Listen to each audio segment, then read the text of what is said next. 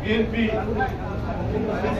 এই দেশ, এই জাতি, এদেশের মানুষের আবহমান নারের সংস্কৃতি এবং এদেশের মানুষ যে গণতান্ত্রিক চেতনায় বিশ্বাস করে, আমাদের অতীত ঐতিহ্য থেকে যেটা রয়েছে সেটাকেই লালন করে বিএনপি। আবার যখন এই ধরনের যে উৎপাত শুরু হয়েছে, এই ধরনের নৈরাজ্য তৈরি হয়েছে, তৌহিদি জনতার নামে যারা এই কাজগুলো করছেন, আপনি দেখবেন এদের পিছনে আন্তর্জাতিক ষড়যন্ত্র আছে।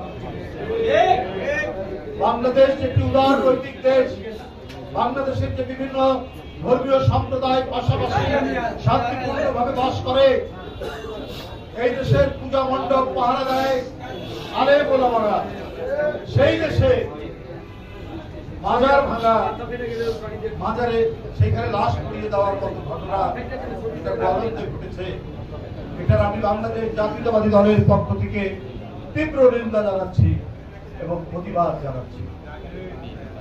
অবশ্যই এর পিছনে আন্তর্জাতিক ষড়যন্ত্র আছে।